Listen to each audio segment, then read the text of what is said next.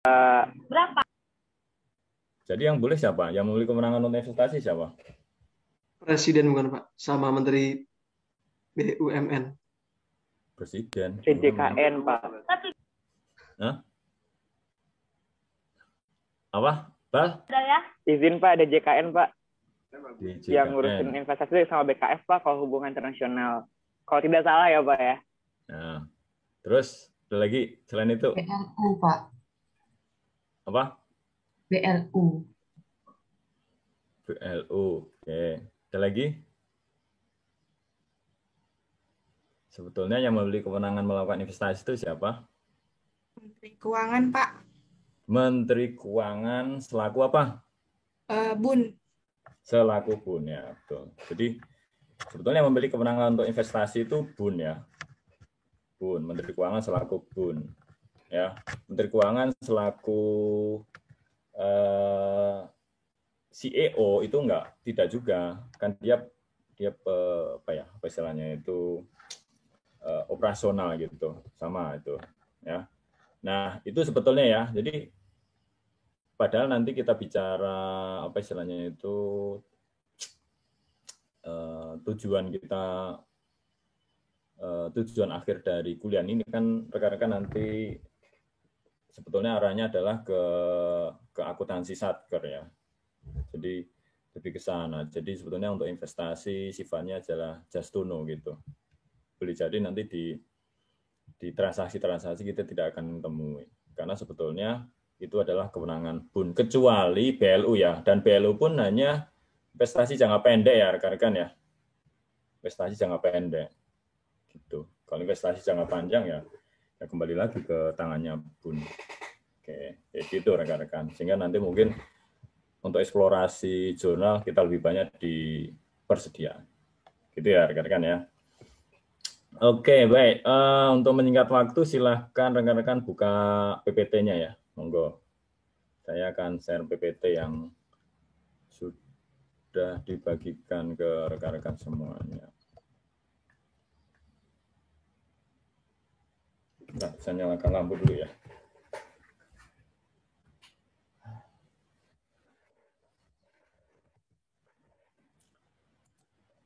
Oke, kelihatan ya?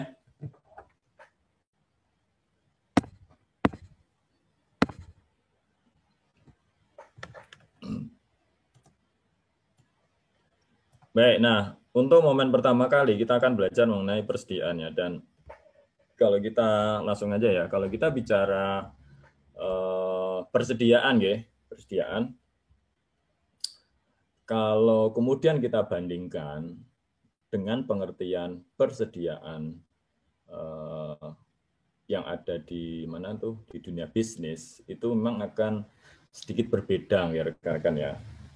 Karena di dunia bisnis kita akan mengenal ada persediaan, ada perlengkapan, dan juga ada peralatan ya. Masih ingat ya rekan-rekan ya? Bedanya masih ingat ya rekan-rekan ya? Masih ingat nggak? Persediaan itu apa? Kalau di apa? Persediaan itu kalau di bisnis itu apa? Pengertian persediaan itu apa?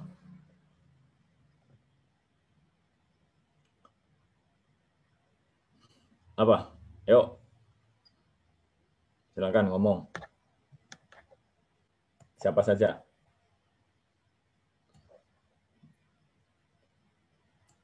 Apa? Persediaan itu apa? Izin Pak. Yeah. Barang yang tersedia untuk dijual. Ya, persediaan itu lebih condong ke situ ya. Jadi barang yang kita beli untuk dijual itu adalah persediaannya. Kalau perlengkapan apa, Mbak Anita? Perlengkapan itu yang digunakan untuk sehari-hari untuk produksinya gitu Pak. Untuk operasional. Untuk operasional. Ya. Barang habis pakai ya, barang habis pakai untuk operasional. Contohnya kayak gini deh. Ini sering saya gunakan ya supaya rekan-rekan paham banget tentang perbedaan antara persediaan sama perlengkapan. Kalau di perusahaan dagang gitu, kalau membeli ATK, kira-kira masuk kemana? Perusahaan dagang membeli ATK, masuk kemana? Masuk persediaan atau masuk perlengkapan? Perlengkapan, Pak. Perlengkapan. Iya ya, Pak. Perlengkapan, ada persediaan. Yang benar yang mana? Persediaan, Pak. Ada persediaan, ada perlengkapan tadi. Ada yang setuju perlengkapan? Tergantung dia mau dipakai atau mau dijual gitu. Nah, gimana? Sorry, masih gimana? Kalau dia perusahaan, kalau dagangnya itu dagang ATK, terus dia ATK-nya itu mau dijual lagi, berarti dia masuk persediaan. Tapi kalau ATK-nya mau dipakai untuk operasional, untuk nulis-nulis, itu berarti perlengkapan. Oke, good. Ya, jadi tergantung dengan niatnya ya. Betul disampaikan oleh Mbak Anita ya. Kalau ATK-nya mau dijual ya masuk persediaan. Kalau ATK-nya dipakai untuk kegiatan operasional sehari-hari ya masuk perlengkapan. Oke, good ya. Jadi itu. Nah, sedangkan gini, kalau kita bicara persediaan untuk ranahnya akuntansi pemerintah, maka di dalam persediaan itu salah satu dari jenis persediaan itu ada perlengkapan gitu. Jadi kalau pemerintah atau sebuah instansi atau suatu satker membeli ATK, ya, dan ATK-nya nanti akan dipakai untuk kegiatan operasional selama 1 tahun lah gitu. Maka itu akun yang kita pakai itu adalah akun persediaan. Ya, tidak ada akun perlengkapan di akuntansi pemerintah. Itu bedanya ya rekan-rekannya. Oke, sehingga kalau coba kita masuk ke materi sini, maka yang dimaksud dengan persediaan itu lengkap gitu ya kalau di akuntansi pemerintah ya. Kenapa? Karena bisa berupa apa? Macam-macam di sini. Yang pertama nih, supplies nih, perlengkapan ini nih. Ya, perlengkapan untuk kegiatan operasional pemerintah. Yang ini kalau kita bicara di dunia bisnis seperti disampaikan oleh Mbak Anita tadi itu, maka akunnya adalah akun perlengkapan ya. Sedangkan kalau kita ini persediaan. Terus juga ini nih bahan baku ya. Bahan baku nih untuk proses produksi. Ini juga masuk persediaan juga. Ya. Atau bahan ini nih barang dalam proses produksi untuk dijual diserahkan kepada masyarakat. Contohnya kayak gini rekan-rekan ya. Ini kan barang belum jadi nih. Barang dalam proses kan belum jadi. Sedangkan produksi itu kan macam-macam ya, tergantung barangnya. Contohnya gini, contohnya misalnya suatu kementerian ya, kalau di kita misalnya PUPR lah ya, PUPR ya, pekerjaan umum dan rumah rakyat gitu ya. Itu misalnya membangun rumah yang nanti akan mereka donasikan atau diserahkan kepada masyarakat misalnya. Jadi membangun rumah yang nanti rumah itu akan diberikan kepada masyarakat entah sebagai bantuan dan sebagainya. Nah, dilalahnya tanggal 31 Desember rumah itu belum jadi. Masih dalam proses produksi. Yang kalau dibahasakan pakai bahasa Inggris ya, work in process itu loh, atau konstruksi dalam pengerjaan. Ya, kan pasti ingat itu KDP. Nah, karena bangunan ini akan diserahkan kepada masyarakat, maka akun yang dipakai meskipun itu belum jadi, kita tidak menggunakan akun KDP, rekan-rekan. Karena sekali lagi bahwa pengertian persediaan itu kan luas ya, termasuk ini barang yang akan diberikan kepada masyarakat. Di sini case-nya akan kita gunakan akun persediaan. Jadi meskipun bentuknya rumah, terus rumah itu belum jadi, ya akan kita gunakan akun persediaan. Kenapa? Karena tujuannya nanti akan diberikan kepada masyarakat sebagai bantuan atau sebagai apa gitu. Ya, tapi kalau misalnya suatu instansi membangun gedung, ya, terus gedungnya itu belum jadi, terus kemudian niatnya itu nanti akan dipakai, seperti PKN lagi membangun gedung perkuliahan itu ya, maka ketika belum jadi kita gunakan akun KDP. Beda ya. Jadi nanti tolong kita harus hati-hati nih melihat konteksnya seperti apa, niatnya mau dipakai untuk apa, apakah akan dipakai atau akan diserahkan menjadi persediaan dan atau KDP atau mungkin malah building ya kalau udah jadi. Oke, terus juga ada barang yang disimpan untuk dijual diserahkan kepada masyarakat barang ya. Ini barang yang lebih ya contohnya tadi itu rumah sudah jadi tuh atau tanah yang sudah kita beli juga bisa. Atau katakanlah barang-barang yang sifatnya itu barang hidup itu. Nah, macam-macam. Nanti kita lihat di sini detailnya. Jadi barang yang disimpan, terus kemudian nanti akan kita serahkan, itu juga masuk persediaan. Dan persediaan itu nanti akan berkurang atau habis ketika sudah diserahkan. Ya, oke. Meliputi apa? Banyak ya. Kalau supplies, ini barang habis pakai, contohnya ATK. ATK ya, ATK. Terus juga ada barang tidak habis pakai ya, peralatan pipa dan sebagainya. Itu cuma 2 contoh aja. Namanya barang tidak habis pakai kan banyak banget, gitu. Bahkan contoh misalnya mobil itu nanti akan diserahkan ke siapa gitu, didonasikan atau sebagai apa itu. Maka ketika membeli mobil masuk persediaan. Oke. Terus kemudian barang bekas pakai. Ya, komponen bekas yang masih layak disimpan kembali, itu juga termasuk ini nih persediaan.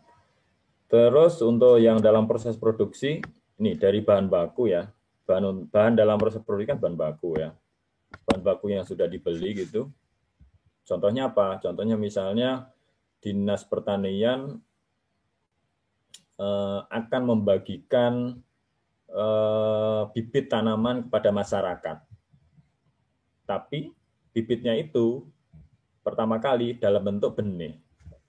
Nah, sehingga apa? Nah, dalam proses ini berarti ketika Dinas Pertanian itu membeli benih, maka itu termasuk bahan baku. Ya, benih kemudian ditanam gitu ya, atau ditaruh di persemaian gitu, terus kemudian tumbuh gitu. Tapi tumbuhnya katakanlah mungkin belum siap untuk dibagikan. Nah, selama itu maka nanti akan menjadi barang work in process barang dalam proses atau setengah jadi. Dan nanti barang jadi. Nah, semuanya ini adalah persediaan. Gitu, ya. Terus perlengkapan dalam proses produksi, supplies tadi ya soalnya. Bahan untuk peliharaan, suku cadang ya. Pemeliharaan itu contoh misalnya apa ya barang-barang untuk pemeliharaan kantor lah. Nah, itu juga nanti masuk persediaan. Hanya nanti memang kalau khusus untuk pemeliharaan ketika barangnya itu dipakai ya, kan gini ya rekan-rekan ya, masih ingat ketika kita belajar perlengkapan ya atau supplies ya. Supplies katakanlah dibeli di awal tahun gitu ya. Terus kemudian ketika supplies itu digunakan day to day gitu kan tidak kita jurnal ya rekan-rekan ya. Kan ya, misalnya gini, ini contoh ekstrimnya tanggal 1 Januari kita beli persediaan. Supplies. Perlengkapan lah. Ini saya contohnya pakai yang bisnis saja biar agak gampang. Terus kemudian dipakai terus sampai tanggal 31 Desember. Selama kita pakai di sini, kan kita tidak melakukan jurnal persediaan, jurnal perlengkapan ya, rekan-rekan ya, masih ingat ya? Hanya nanti kita akan melakukan penjurnalannya adalah ketika di akhir tahun ya, dalam bentuk jurnal penyesuaiannya.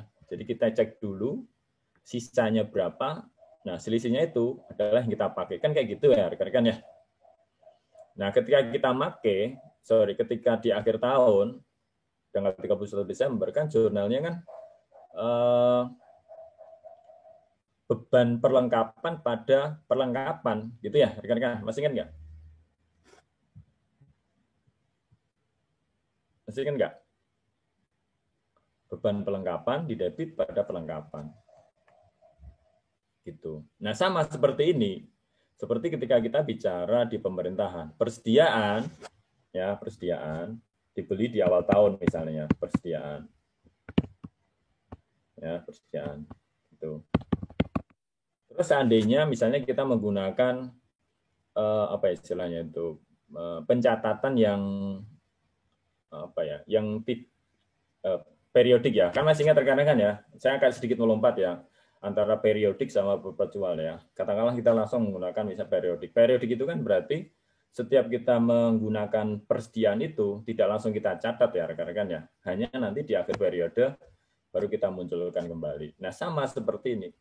Contoh misalnya persediaan kita catat menggunakan periodik. Di akhir periode maka kita akan menjurnal penyesuaian ya. Kita gunakan beban persediaan.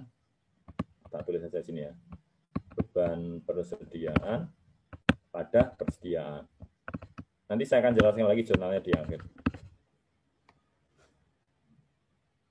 Nah, kenapa kok saya sedikit menjelaskan ini? Karena di sini ada ini nih, bahan untuk pemeliharaan ini. Jadi nanti kalau suatu persediaan digunakan untuk pemeliharaan, ya, maka jurnalnya bukan beban persediaan, tapi adalah beban pemeliharaan gitu maksudnya. Ya, jadi untuk persediaan-persediaan yang dipakai untuk pemeliharaan, ini, maka nanti jurnalnya bukan beban persediaan, jurnal debitnya ya, jurnal pembebanannya ya, tapi adalah beban pemeliharaan pada persediaan gitu maksudnya. Oke. Terus jenis lainnya amunisi, minyak, ini yang strategis ya. Minyak ini ya. Misalnya dimiliki oleh Bulog atau Bulog lah. Kalau ini kan Bulog ya, Bulog. Terus ke materai, kita cukai, leges. Nah, kalau ini sih mungkin oke ya, agak terlalu. Nah, mungkin yang agak sedikit perlu penajaman di sini nih masalah tanah tadi ya. Tanah, bangunan, dan sebagainya ini, terutama bangunan ya. Jadi ketika kita membeli tanah, dan tanah itu nanti akan dibagikan kepada masyarakat, atau diserahkan kepada masyarakat, maka jurnal yang kita pakai itu bukan jurnal tanah, tapi adalah persediaan. Tapi kalau tanahnya itu kita akan pakai, tujuannya ya, kembali lagi ini masalah tujuannya dari pembelian itu, tanah kita pakai, maka jurnalnya baru kita pakai tanah. Sama seperti bangunan, rekan-rekan. Ya, bangunan ketika kita membeli atau membangun, ya bangunan bangun gitu, peruntukannya adalah untuk dibagikan atau untuk diserahkan kepada masyarakat, maka itu nanti akun yang kita pakai adalah persediaan, meskipun bentuknya bangunan. Ya, jadi pengertian persediaan di kita itu sangat luas sekali gitu. Ya, beda dengan yang mana? Yang bisnis ya, dunia bisnis ya. Oke. Terus juga bisa ini tadi nih, hewan, tanaman gitu tuh. Ya, itu juga adalah persediaan. Yaitu jadi kalau persediaan, jadi kalau misalnya tadi ya Dinas Pertanian membibitkan dari benih menjadi tanaman kecil gitu, dan itu tujuan nanti akan dibagikan, maka itu termasuk persediaan. Tapi kalau Dinas Pertanian melakukan konservasi hutan gitu misalnya ya, hutan gitu, tanaman yang dikembangbiakkan gitu ya, ditanam kemudian dibesarkan gitu, itu masuk aset biologis. Ya, bukan masuk persediaan. Jadi bisa masuk situ, tergantung tergantung niatnya. Oke, tidak termasuk persediaan pada BUMN karena memang terpisah ya BUMN. Ya. Instrumen keuangan ini nanti bisa masuk investasi, kemudian bahan baku pelengkapan yang dimiliki proyek, ini proyek yang mandiri ya, bukan dari APBN. Gitu. Ya. Nah, itu. Jadi lingkup persediaan di pemerintahan itu ternyata sangat luas sekali. Nah, saya tadi sempat melihat beberapa jawaban kalian ini terkait dengan jenis, masih ada beberapa yang masih salah ya. Nanti silakan dicamkan kembali. Oke, baik, lanjut. Terus kemudian pengakuannya, kapan diakui berapa ininya, kapan istilahnya itu kapan bisa diakui. Yang pertama adalah pada saat potensi ekonomi itu bisa diukur dengan handal. Ya, terus kemudian yang kedua adalah pada saat diterima. Hak kepemilikannya berpindah. Nah, biasanya yang ini dari proses pembelian misalnya ya. Karena kalau kita membeli kan ada faktur, ada kwitansi dan sebagainya gitu. Sedangkan kalau yang ini, yang poin ini yang pada sini biasanya ini ketika kita memproduksi sendiri, membuat sendiri. Produksi sendiri. Ya. Biasanya seperti itu, apa istilahnya itu pengukurannya. Pengakuannya, sorry. Terus kemudian pengukurannya, berapa nilainya? Ya, berapa nilainya? Menggunakan harga apa? Nah, ada beberapa harga yang dimunculkan. Yang pertama adalah biaya perolehan. Atau kalau dulu kita singkat cost ya. Cost itu kan biaya perolehan atau harga perolehan atau cost gitu. Ya, terutama ini kalau persediaan itu diperoleh dari pembelian. Dan kalau kita bicara cost, biaya pembelian atau biaya perolehan, maka tidak hanya harga beli saja, tapi juga biaya angkut yang ditanggung oleh pembeli. Handlingnya juga kalau misalnya ditanggung pembeli gitu. Jadi kalau ada biaya angkut tapi ditanggung oleh penjual, ya nggak masuk. Ya, itu biaya perolehan seperti itu. Oke, biaya perolehan diserahkan kepada masyarakat meliputi, oke nggak usah. Kemudian sini, persediaan dapat dinilai. Nah, kemudian proses menilai terutama nilai akhir persediaannya. Jadi kalau misalnya kita di akhir periode kan harus memunculkan berapa nilainya di akhir periode gitu, maka persediaan kita bisa menilai menggunakan sistem ini nih, ya, pakai FIFO, pakai average, ya, atau pakai harga pembelian terakhir. Kalau FIFO terus kemudian average ya, wages average sama LIFO ini kan udah sering kita temui ya. Di pengantar akuntansi ada nih. Tapi kalau harga pembelian terakhir, nah ini baru nih. Ini nggak ada nih. Harga pembelian terakhir itu tidak dikenal di mana? Di pengantar akuntansi. Efeknya apa? Efeknya bisa berbeda antara menggunakan FIFO, average maupun harga pembelian terakhir. Contohnya, jadi dalam proses nanti menentukan nilai persediaan, maka yang kita gunakan adalah harga terakhir. Even harga yang dipakai adalah, even harga realnya bukan real harga itu. Contohnya kayak gini deh. Saya close dulu ya. Saya buka Excel aja ya. Contohnya kayak gini rekan-rekan.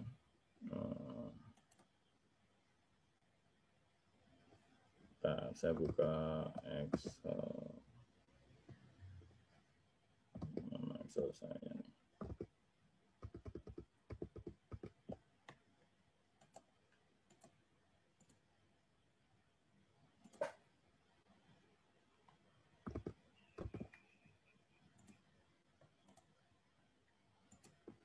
Oke, Excel saya udah kelihatan.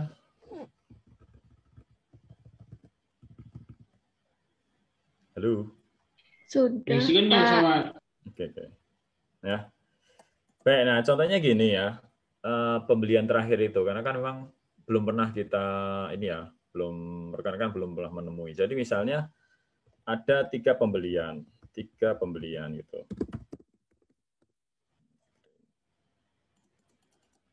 Ada 3 pembelian yang urut secara tanggal ya. Jadi misalnya tanggal 1, tanggal 2, tanggal 3 misalnya. Misalnya ya.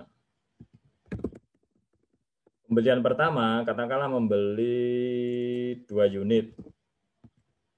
2 unit harganya katakanlah misalnya 10.000. Ya. Terus tanggal 2 beli lagi 2 unit. Harganya katakanlah 11.000. Dan tanggal 3 beli lagi katakanlah 3 unit harganya 13.000 misalnya. Terus pada periode itu pakai sebanyak 3 unit. Maka akan tersisa berapa unit? Berapa sisanya? 4. 4, Pak. Sisanya 4 unit. Pertanyaannya dari 4 ini, berapa nilainya? Ya, yang pertama harga perolehannya 10, 11, dan 13. Nah, dari 4 unit ini, di akhir periode kan kita melaporkan tuh nilai persediaan, berapa nilainya. Nah, berapa nilainya kan tergantung dengan metode tadi ya. Metode pencatatan kita mau pakai apa ya, rekan-rekan. Contohnya misalnya, yang pertama yang paling gampang kan, yang udah pernah kita hitung pakai FIFO ya. FIFO. Kalau FIFO, berarti barang yang terjual ini, yang sebanyak 3 unit ini kan berasal dari ini ya, 2 unit harganya 10.000 dan 1 unit harganya 11.000. Ini kan ya, ini yang terjual. Sedangkan yang tersisa 4 unit itu kan berarti dari mana? 1 unit harganya 11.000 ya. Dan 3 unit harganya 13.000.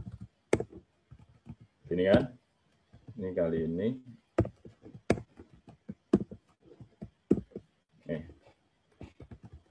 Aja. Tambah. Nah, 50.000. Itu kalau kita menggunakan FIFO. Kalau pakai average, ya berarti nanti dihitung dulu semuanya, di average berapa. Nah, sekarang kalau pakai pembelian terakhir bagaimana? Pembelian terakhir ya. Harga pembelian terakhir. Kalau pakai harga pembelian terakhir, maka 4 unit ini, yang sisa ini, ya, 4 unit, kita akan gunakan harga terakhir. Harga terakhir berapa? 13.000. 13. Berapa di sini? 52.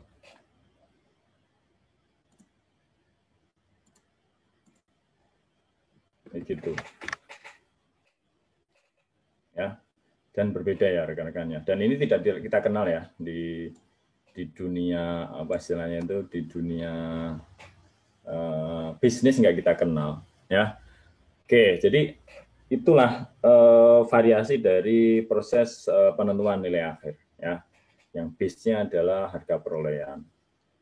Ya gitu. Kalau average saya nggak usah saya mencontohkan ya, rekan-rekan nanti silakan melihat sendiri. Oke, saya stop, saya kembali ke tayangan. Seperti itu ilustrasinya kurang lebih. Ya. Cuma memang kayak gini rekan-rekan ya, penggunaan harga pembelian terakhir ini memang tidak boleh sembarangan ya. Dalam arti ada notes-nya di sini. Apa itu notes-nya? Ini, apabila nilai setiap unit persediaan tidak material. Dalam arti apa? Selisih antara satu pembelian, harga perolehannya ya, dengan pembelian yang lainnya itu selisihnya kalau bisa jangan besar-besar gitu. Kalau besar nanti jadi masalah gitu, banyak adjustment yang harus kita lakukan gitu. Ya. Oke, tapi kalau misalnya nilai tidak material, terus kemudian jenisnya hanya satu, ya.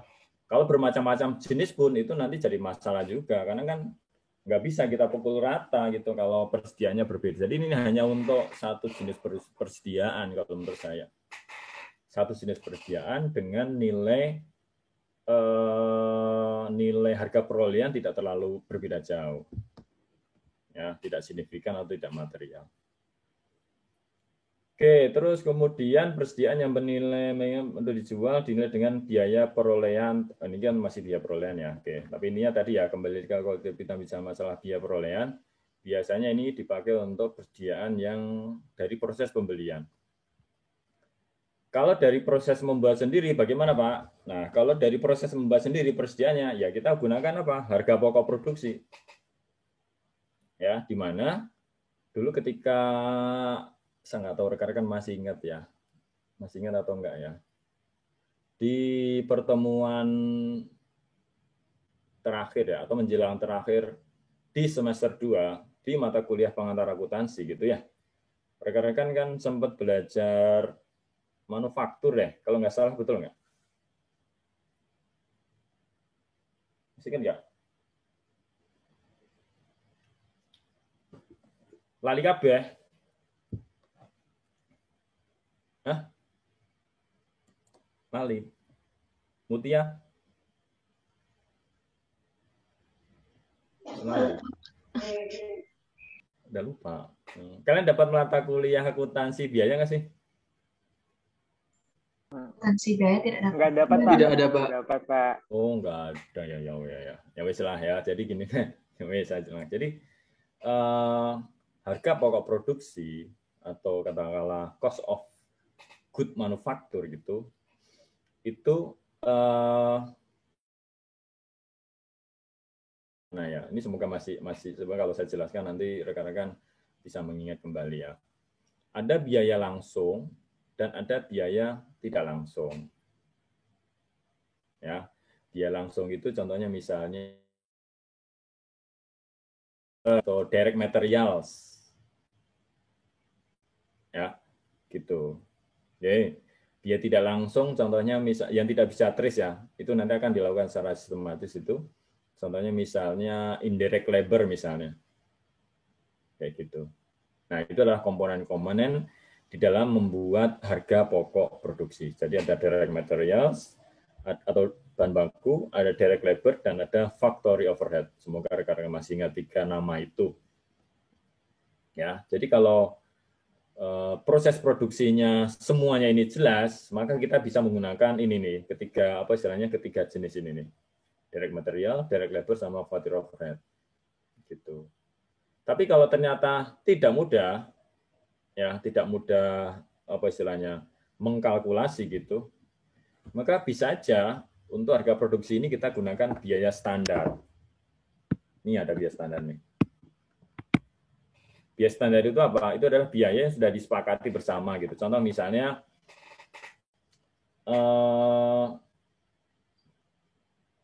bibit sengon umur 3 bulan misalnya, itu nanti harganya berapa? Misalnya gitu, itu contoh standar kayak gitu. Terlepas dari nanti bibitnya itu benihnya dibeli berapa, pupuknya berapa, pemeliharaannya selama itu berapa, itu nggak dihitung. Jadi langsung ketika ini umurnya 3 bulan, maka sudah kita gunakan itu. Ya, karena ternyata untuk menentukan harga pokok produksi yang nanti langsung kita kaitkan dengan unit yang diproduksi itu ternyata tidak mudah. Ya, variasinya di pemerintahan itu sangat besar sekali. Contohnya kayak gini rekan-rekan ya, contohnya.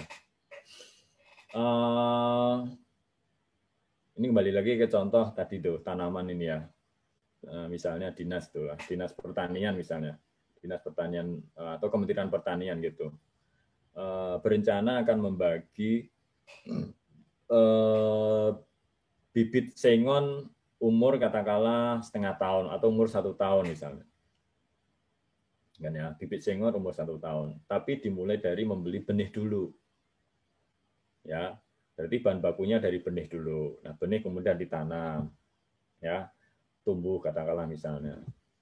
Nah, kita nggak tahu tuh dari benihnya berapa jumlahnya, yang tumbuh berapa, itu sudah jadi lain persoalan juga itu. Atau ada jadi masalah situ, ya. Terus kemudian setelah tumbuh jadi apa istilahnya, bakal benih gitu. Atau pohon kecil gitu ya.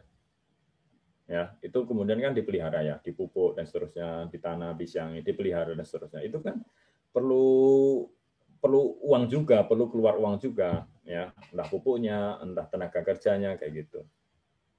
Nah, semua komponen ini ketika katakanlah disusun menjadi sebuah harga pokok produksi per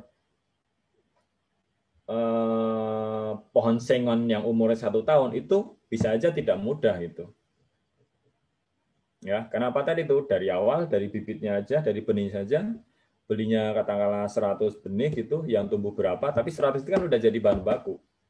Nah, yang seperti itulah gitu kan yang menyebabkan ketika menentukan harga pokok produksi tidak mudah. Ya.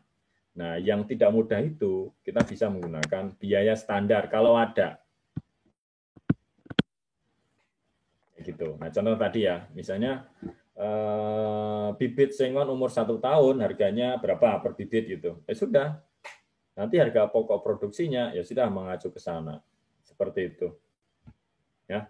Jadi, yang pertama tadi biaya perolehan kalau dari proses pembelian, terus harga pokok produksi kalau kita memproduksi. Satu lagi adalah menggunakan nilai wajar. Contohnya misalnya ketika kita memperoleh persediaan tidak dengan pembelian dan juga tidak dengan produksi sendiri. Pertanyaannya kira-kira melalui proses apa kira-kira? Bukan pembelian, bukan produksi sendiri. Kira-kira prosesnya apa?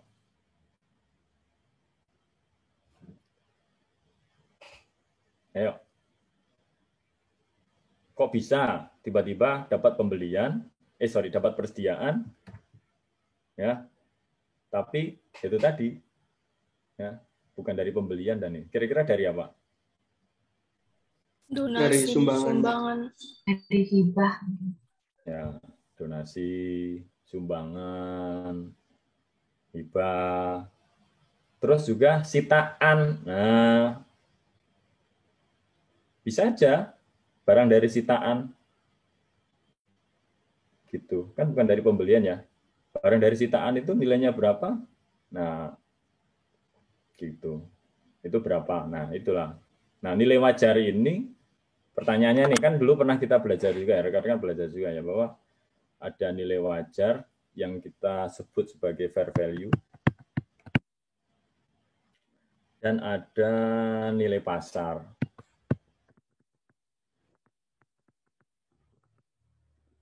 Yang kita sebut sebagai market value. Ini antara nilai wajar dengan nilai pasar, ini sama atau berbeda?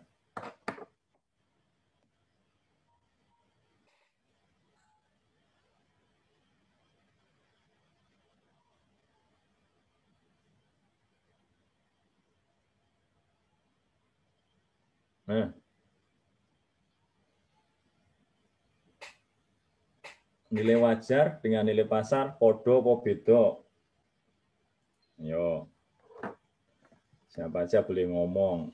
Yang off kamera juga boleh ngomong. Ayo, daripada tidur-tiduran. Ada tidur-tiduran nggak?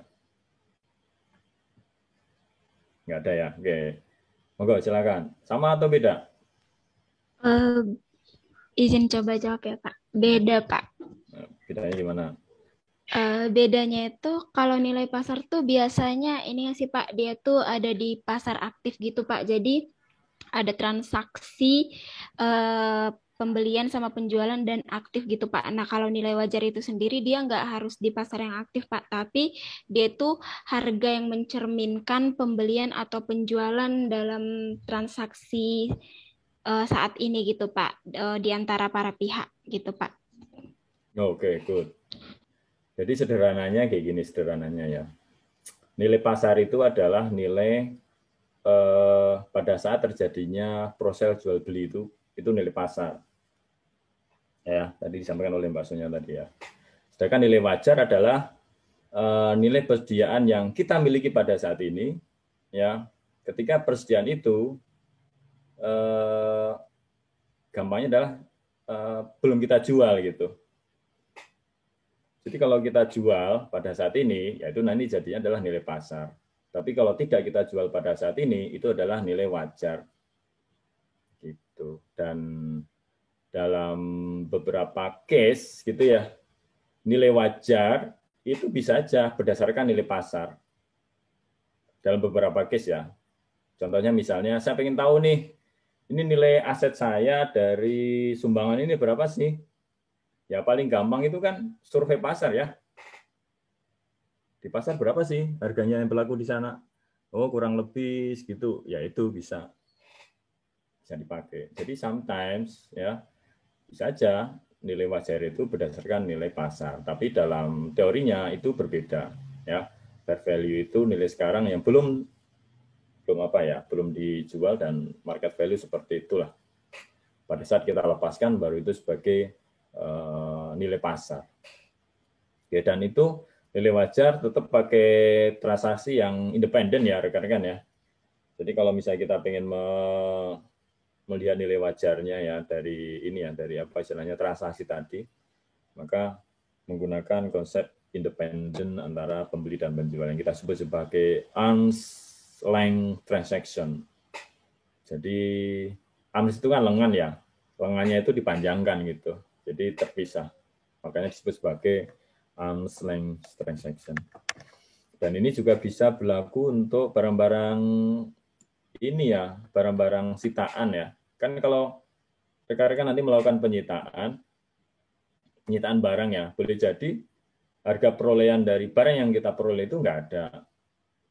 Boleh jadi harga pokok produksinya tidak ada. Terus bagaimana kita menilai? Ya ini, pakai nilai wajar ini.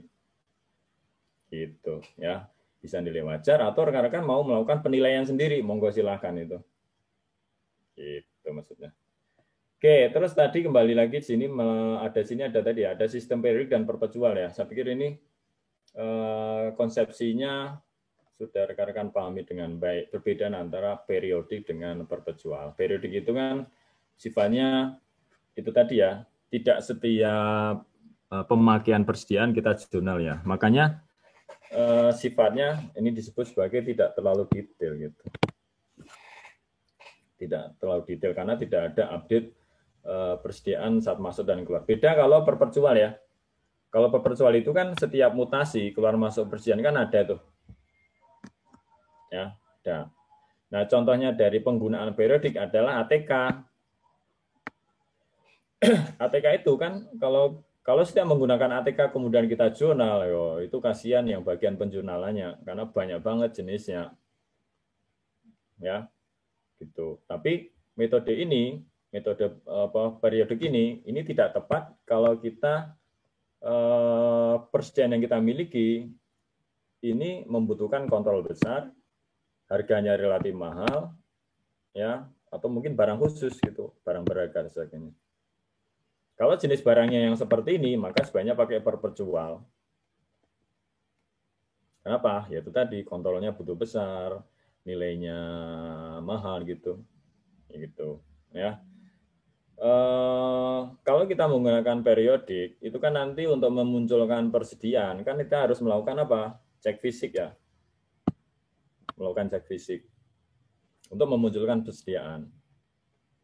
Ya, nilai persediaan di dalam pembukuan. Sedangkan kalau kita menggunakan perpetual, kapan saja kita pengen tahu nilai persediaan kita, sudah dapat dari pembukuan. Kayak gitu. Jadi dari segi internal kontrol, kalau periodik kan kurang ya. Kan kita nggak tahu nih, hari ini berapa sih persediaan kita? Nggak ada datanya. Nanti di akhir periodik baru kita ketahui. Atau katakanlah memang kalau pengen tahu, ya berarti harus cek fisik dulu.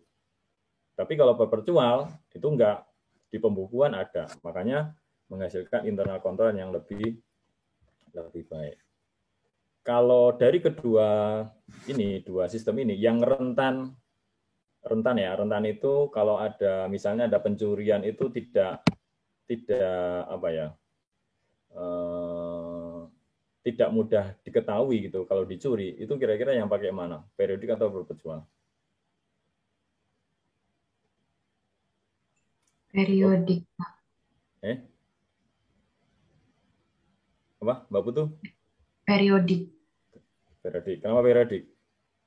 Karena kalau periodik tuh diceknya itu pada dicek tidak detail gitu Pak, setiap bulan misalnya setiap tanggal tertentu, jadinya hanya ditahui pada akhir periode pelaporan baru dicek ternyata ada yang kurang dari fisiknya gitu Pak. Jadinya udah lama terjadi kehilangan juga kita nggak bisa detek. Oke. Ya. Ya, oke, good. Jadi seperti itu ya. Dalam arti tadi ya bahwa nilai persediaan dengan sistem periodik itu mengandalkan cek fisik. Jadi cek fisik itu menghasilkan menghasilkan berapa gitu ya sudah gitu segitu tuh. Dalam arti nggak ada penyesuaian sama sekali. Ya. Tapi kalau misalnya kita menggunakan perpetual kan di pembukuan kan kita punya tuh catatan apa? catatan persediaan kita kan ada di pembukuan. Terus dari fisik, cek fisik itu juga nanti akan ada. Misalnya jadi meskipun sistem perpetual gitu, karena ini ranahnya pemerintah, maka tetap dua-duanya itu nanti akan dilakukan cek fisik. Hanya intensitas kebutuhannya, kalau periodik itu sangat butuh sekali, sangat penting sekali. Tapi kalau perpetual dalam rangka nanti untuk penyesuaian. Jadi kalau misalnya kita gunakan perpetual, ada perbedaan antara pembukuan dengan fisik. Di pembukuan katakanlah 100, di fisik katakanlah 95, itu, maka yang seperti ini nanti kita akan lakukan penyesuaian. Kayak gitu. Tapi kalau kita gunakan periodik, 95 ini, ya sudah apa adanya 95 ini jadi nilai persediaan kita. Itu bedanya nanti. Gitu ya rekan-rekan ya. Jadi periodik, perpetual seperti ini. Tinggal dengan jenis barangnya. Nah, kembali lagi ini ke jenis barangnya. Jadi dua-duanya dipakai, hanya jenis barangnya yang mana yang menentukan. Oke. Nah, tadi ya. Jadi ketika di awal periode kita membeli persediaan, terus kemudian selama satu periode itu kan kita pakai tuh persediaannya itu ya. Kita pakai secara kontinu. Di akhir periode katakanlah kita melakukan cek fisik, persediaan kita tinggal berapa, maka yang terpakai itu nanti akan kita munculkan sebagai beban persediaan.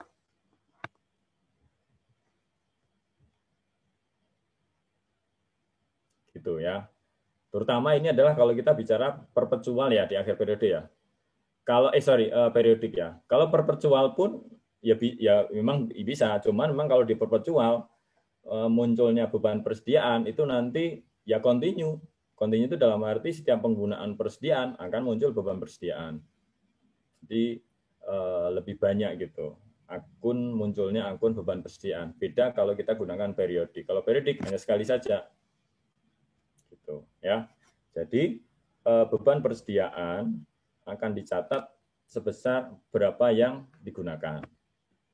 Berdasarkan perhitungan dari transaksi bla bla bla itu. Ya, itu. Terus kemudian saldo akhir persediaan diperhitungkan sebagai beban. Oke, kan nggak usah ya. Hasil opname ini. Nah, ini ya. Jadi kembali lagi ke tadi periodik sama perpetual tadi itu. Ya, kalau periodik, ketika kita melakukan cek fisik, hasilnya berapa itu langsung kita pakai ya. Terus kemudian sisanya itu adalah yang menjadi beban persediaan, gitu ya. Tapi kalau pakai perpetual, maka kalau misalnya antara cek fisik dengan pembukuan itu sama, maka kita tidak perlu melakukan jurnal penyesuaian kembali karena sudah sama, karena sudah ada di setiap transaksi kita menggunakan persediaan. Itu bedanya ya. Terus dikecualikan dari beban persediaan ini nih. Persediaan yang dipakai untuk pemeliharaan. Nah, contohnya apa? Contohnya misalnya kalau di kantor itu kan pemeliharaan kantor itu kan kalau untuk bersih-bersih ya, misalnya untuk pel gitu. Jadi membeli membeli sabun pel gitu ya. Nah, ketika membeli sabun untuk pemeliharaan misalnya, maka jurnalnya persediaan. Tapi ketika sabun itu dipakai untuk pemeliharaan, maka beban yang kita munculkan bukan pemeliharaan, kan? Tapi adalah beban pemeliharaan pada persediaan. Ini spesial aja ya, spesial untuk persediaan yang dipakai untuk pemeliharaan. Oke, terus ini juga nih, ada beberapa kondisi ya, kondisi di mana persediaan itu nanti tujuannya apa. Tadi kan saya sampaikan ya, Bapak, persediaan itu kan tidak hanya dipakai, tapi juga ada persediaan yang nanti akan diserahkan kepada masyarakat. Nah, ketika suatu persediaan yang awalnya diserahkan kepada masyarakat dan kemudian realnya diserahkan kepada masyarakat, maka itu juga tidak menggunakan akun beban persediaan. Jadi ketika diserahkan untuk barang-barang yang seperti itu ya, maka jurnalnya bukan ini. Bukan beban persediaan pada persediaan. Bukan ini. Bukan. Tapi kita gunakan akun ini rekan-rekan. Nih. Beban barang untuk dijual atau diserahkan kepada masyarakat atau Pemda. Kok akunnya panjang banget? Ya udah, memang seperti itu standarnya. Memang panjang kayak gitu. Jadi nanti ketika diserahkan kepada masyarakat atau kepada siapa ya, maka akunnya adalah beban barang bla bla bla ini ya, untuk dijual, diserahkan kepada bla bla bla ke masyarakat. Kemudian kreditnya apa? Kreditnya adalah persediaan. Nah, oleh karena itu, rekan-rekan kayak gini. Ya, ini akun persediaan, itu kan akun generik ya, rekan-rekan ya. Ini akun persediaan adalah akun generik. Di dalam laporan neraca, ya, jenis persediaan yang muncul di neraca itu hanya satu. Namanya apa? Namanya persediaan. Kayak gitu. Nah, sedangkan jenis persediaan ini kan banyak ya. Tadi kan contoh masa ada amunisi, ada cukai, ada macam-macam tadi itu. Ya. Oleh karena itu, begini rekan-rekan. Ketika kita melakukan proses penjurnalan, maka akun yang kita pakai di sini sebetulnya ini perlu diperjelas lagi nih. Ini persediaan ini bentuknya apa? Contoh misalnya persediaannya itu ternyata pita cukai misalnya, ya. Maka akun yang kita pakai adalah pita cukai, gitu, ya. Atau katakanlah persediaannya itu berupa barang yang nanti akan diserahkan kepada masyarakat. Maka akun persediaannya yang kita pakai adalah persediaan barang untuk dijual atau diserahkan kepada masyarakat. Itu namanya satu akun itu. Jadi akun persediaan adalah akun generik. Ya, saya akan close dulu. Coba kita lihat dulu ya di neraca ya, di neraca ataupun di.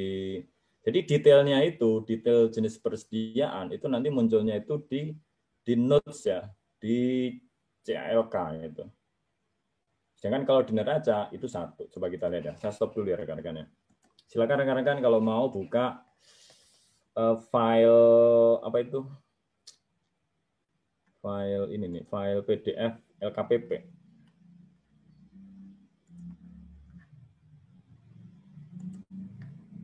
LKPP mana LKPP? Nah, ini. Ini rekan-rekan bisa perhatikan di sini bahwa di sini akan banyak sekali muncul sini nih, persediaan konsumsi, persediaan amunisi, persediaan pita cukai gitu. Jadi akunnya bisa aja langsung pita cukai atau persediaan pita cukai, tergantung nanti dengan bahkan angka standarnya. Nanti coba kita lihat bahkan angka standar yang kita pakai seperti apa. Jadi bukan hanya sekedar persediaan saja, untuk proses penjurnalan.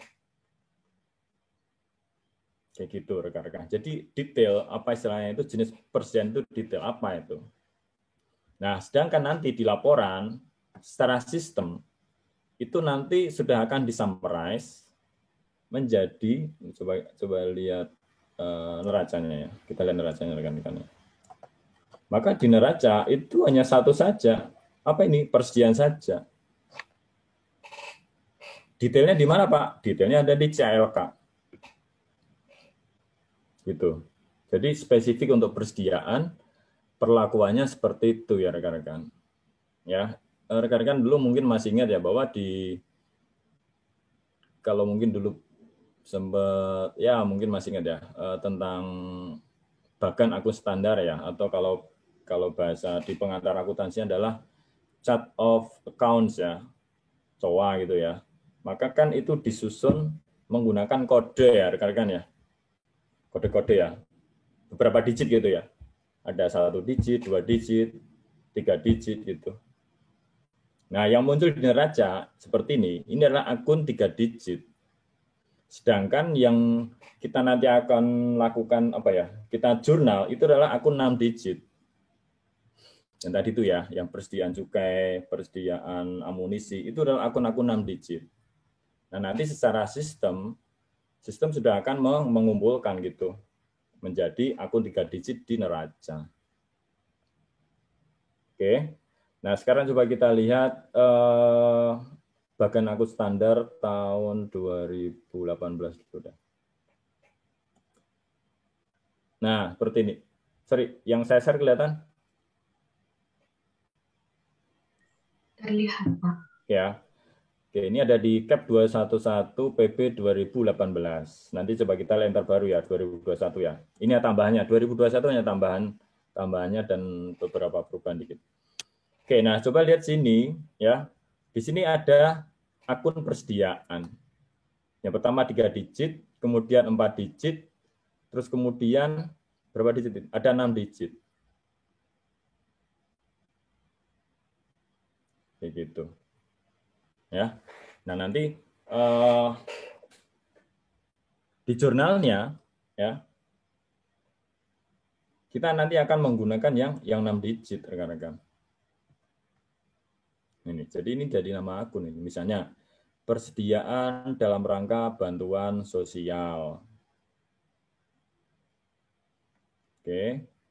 Terus misalnya persediaan untuk tujuan strategis.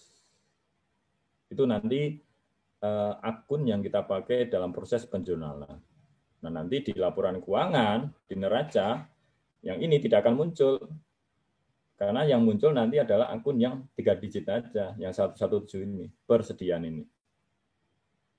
Nah, kalau dilihat di sini rekan-rekan ya, kan jenisnya banyak rekan-rekan ya. Ini ada barang konsumsi, amunisi, suku cadang, pita cukai, dan seterusnya ini.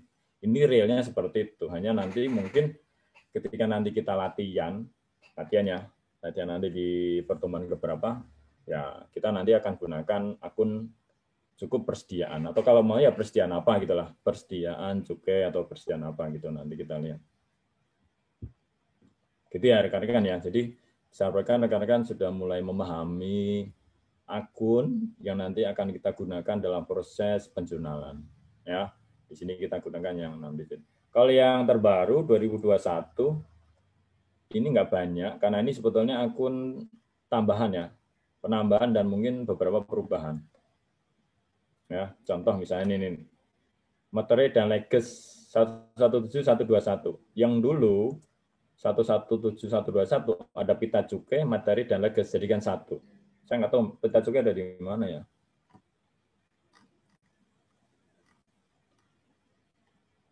Nah, ini perlu dilihat lagi ya, pita cukai nanti masuk ke mana ya. Mungkin ada sendiri aturannya gitu, yang tidak ada di yang terbaru ini. Ya, gitu. Ya, jadi nanti akan gunakan ini. Oke ya, itu terkait dengan jurnal yang nanti yang kita pakai. Saya stop dulu, kembali ke tadi. Masuk ke sini lagi. Oke. Terus kemudian koreksi beban persediaan tahun sebelumnya diterapkan langsung pada pos persediaan. Oke, nanti kita lihat ya. Kalau misalnya gini rekan-rekan, tahun lalu sebetulnya suatu satker itu mendapatkan persediaan, terutama bukan dari pembelian, tapi belum sempat tercatat.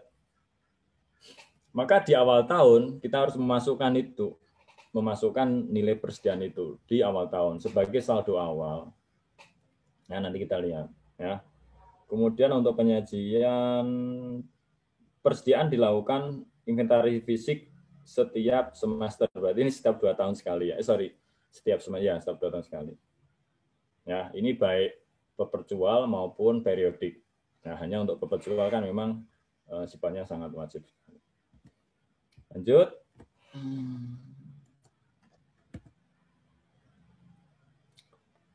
Kalau ini, saya pikir saya nggak perlu menjelaskan yang ini ya. Ini kan penggunaan, oke, mungkin saya sekilas saja ya. Jadi ini ada satu contoh kayak gini nih. Jadi ada proses beberapa kali pembeliannya. Ada pembelian tanggal 9, tanggal 15, tanggal 24. Ya. Ada saldo awal. Kalau misalnya di akhir periode barang yang tersisa itu katakanlah sejumlah 300 atau 200 deh, 200. Maka nilainya itu kan tergantung dengan sistem yang dipakai ya rekan-rekan ya. Kalau misalnya nilai yang kita pakai adalah menggunakan harga pembelian terakhir, maka nilai persediaan kita itu kira-kira berapa? Kalau misalnya nilai jumlah persediaan kita tinggal 200. Maka nilainya berapa? Kalau kita menggunakan harga persediaan terakhir. Berapa?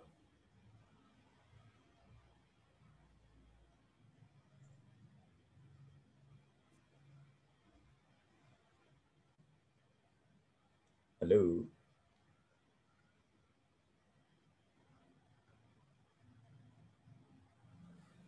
Berapa? Kalau kita menggunakan harga pembelian terakhir, ya, barangnya tinggal 200, maka nilai 200 itu berapa?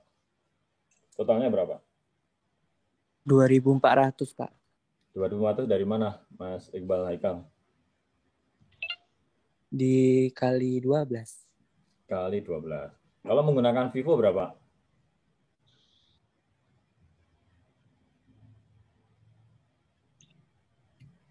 Seratusnya harga 12, seratusnya harga 13. Berarti jumlah 2.500 ya? Betul nggak? Iya, Pak. Ya, itu bedanya.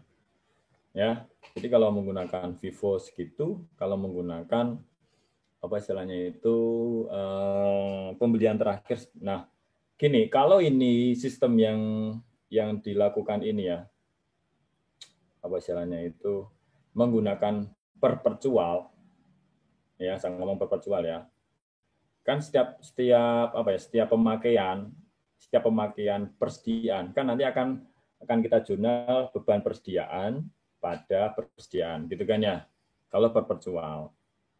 Nah, ternyata katakanlah misalnya ada perbedaan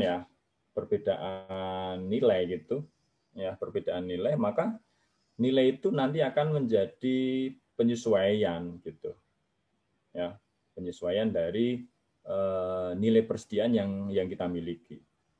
Nah, kita lihat ya penyesuaiannya seperti apa secara jurnal. Ini detailnya kayak gini sih rekan-rekan. Ini saya pikir sih lihat sendiri ya. Ini hitung-hitungan sederhana aja kok. Ini kenapa kok 12? Ya tadi itu karena harga terakhir kan 12. Yang lainnya sudah pernah kalian lakukan ini. Jadi saya nggak perlu menjelaskan secara detail ini. Termasuk ini ya. Ya. Ini kan kalau ini pakai apa ini? Vivo, harga pembelian terakhir atau perpetual atau average.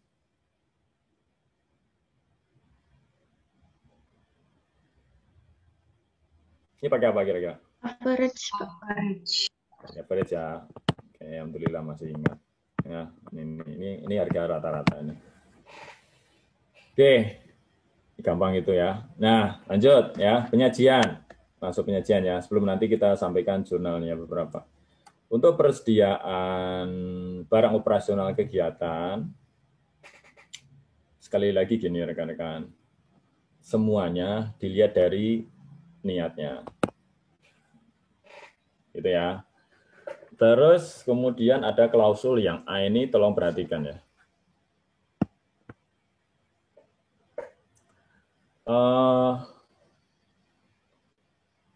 Kalau kita misalnya membeli persediaan, ya, dan persediaannya itu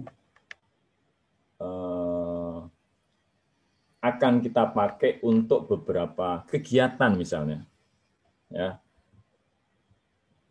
maka persediaannya seperti itu. Ini contohnya ATK ya, ATK, gampangnya ATK lah, ya. Misalnya kita membeli ATK. ATK ini rencananya akan kita pakai untuk beberapa kegiatan secara sekuen, 3 atau 4. Maka ketika kita membeli persediaan yang tujuannya itu dipakai untuk beberapa kali itu, maka akun yang kita pakai itu adalah akun persediaan, ya. Itu clear ya, seperti itu. Selama ini kita membahas itu. Tapi ada tapinya nih. Kalau kita membeli persediaan, terus niatnya itu hanya akan kita, misalnya besok saya mengadakan seminar, ada ATK ya, hanya dipakai untuk satu kegiatan, maka akun yang dipakai itu bukan akun persediaan.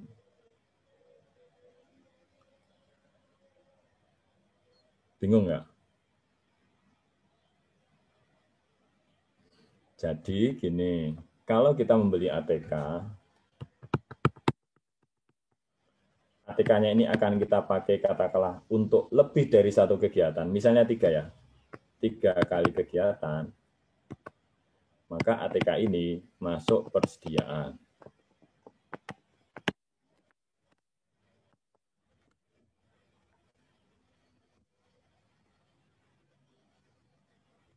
Gitu. Tapi kalau ATK ini hanya dipakai 1 kali, ya, maka ini tidak masuk ke persediaan. Lah, masuk kemana, Pak? Biasanya yang seperti ini, yang ATK hanya dipakai sekali ini, ya, ini nanti akan masuk di dalam penyajiannya ya, itu nanti masuk ke bisa belanja barang konsumsi, ya. Kayaknya sih biasanya bisa belanja barang konsumsi ya, atau barang konsumsi gitulah, ya. Barang konsumsi biasanya kayak gitu. Ya, tapi intinya itu tidak masuk persediaan dalam penyajiannya. Gitu. Cuma memang gini sih, nanti ketika kita latihan gitu, kita coba mungkin tidak membedakan inilah ya. Ya. Karena ini sangat apa ya, kadang ini sangat ya subjektif sekali gitu. Dalam arti gini, ya dalam arti kan kadang kita membeli persediaan nggak habis gitu ya. Ya ternyata persediaan yang kita beli atau yang kita beli itu lebih besar ya. Ya sebetulnya itu masuk belanja barang konsumsi sebetulnya ya. Ya karena sekali terus nanti akan langsung habis gitu. Gitu. Nah, itu sih sebetulnya ya. Jadi perlu wanti-wantinya di sini nih sebetulnya kalau secara teori. Tapi kalau secara praktek ketika kita membeli persediaan, kita tidak memisahkan apakah itu nanti untuk satu kegiatan atau 3 kegiatan. Oke, kalau nanti untuk masuk satu kegiatan nanti kita sampaikan kesepakatan nanti kita masuk barang konsumsi biasanya. Oke, terus kemudian barang bantuan pemerintah untuk diserahkan kepada masyarakat harus dicatat sebagai persediaan tadi ya. Oke, udah clear. Kemudian hal lain bla bla bla. Terus yang penting lagi persediaan berupa aset yang akan diserahkan kepada pihak ketiga atau masyarakat yang masih dalam tahap pembangunan. Berarti belum jadi rekan-rekan ya. Sampai tanggal pelaporan. Maka itu nanti masuk akun persediaan. Tadi di awal sudah saya jelaskan. Bukan masuk KDP ya. Bukan masuk KDP. Ya. Kenapa? Karena persediaan ini meskipun berupa aset, nanti tujuannya ini nih. Diserahkan. Terus kalau dari hibah nanti dinilai pakai wajar sudah tadi. Kemudian persediaan yang diserahkan atau diterima dari satker lain, kalau satkernya itu, antar satkernya itu sifatnya terkonsolidasi. Nah, saya sebelum masuk menjelaskan ke berikutnya, saya jelaskan dulu yang dimaksud dengan terkonsolidasi. Jadi yang dimaksud dengan terkonsolidasi itu apa, Pak? Yang dimaksud dengan terkonsolidasi itu adalah satker yang dalam satu lingkup akuntansi gitu. Contoh misalnya di pemerintah pusat, atau akuntansi pemerintah pusat, atau di daerah, ya akuntansi pemerintah daerah tersendiri. Masing-masing kan memiliki otonomi juga sendiri masing-masing pemerintah daerah. Jadi kalau misalnya ada penyerahan persediaan, ya dari misalnya apa ya KPBC misalnya, kantor pelayanan bea cukai, ke KPKNL. Maka itu masih dalam skup terkonsolidasi. Masih dalam satu skup gitu. Skup sebagai akuntansi pemerintah. Ya. Tapi kalau misalnya KPBC menyerahkan barang ke pemerintah daerah Ngawi misalnya, ya, maka yang seperti itu tidak masuk ke kondisi terkonsolidasi. Gitu ya. Jadi tolong bedakan antara itu, ya, antara satu dengan yang lainnya, ya. Jadi kalau misalnya kita menerima persediaan dari pemerintah daerah, maka itu nanti akan diakui sebagai hibah, ya, menjadi hibah gitu, ya, hibah. Oke, persediaan pada hibah gitu. Oke. Terus kemudian, kemudian kalau kita bicara yang terkonsolidasi ya, karena kita bicara lingkup pemerintah pusat, kalau terkonsolidasi maka pencatatannya itu apa ya? Kalau kita keluar itu bukan menjadi sebuah beban, ya, bukan itu dipakai, jadinya bukan beban ya. Tapi ini penyerahan ini bukan dalam rangka ini ya rekan-rekan ya. Ini penyerahan memang untuk apa ya? Mungkin dialih gunakan gitu ya. Ini sekarang persediaan ini saya sampaikan nanti digunakan di situ misalnya. Ya. Nah, akun yang dipakai adalah apa? Adalah ini, kita gunakan transfer in, transfer out ini. Ya, nanti coba lihat jurnalnya seperti apa deh, biar lebih jelas lagi. Oke, terus kemudian kalau persediaannya usang atau rusak, kalau misalnya nilainya sudah habis gitu ya, persediaan itu nggak ada nilainya karena rusak atau usang, maka itu nanti tidak masuk ke neraca, tapi masuk ke CLK. Hanya memang nanti ketika kita melakukan proses apa ya, mengeliminasi, itu kan tetap harus kita jurnal, ya, barang yang rusak berapa nilainya, terus rusaknya itu berapa gitu ya. Nah itu nanti kita akan jurnal itu. Gitu proses penyajiannya.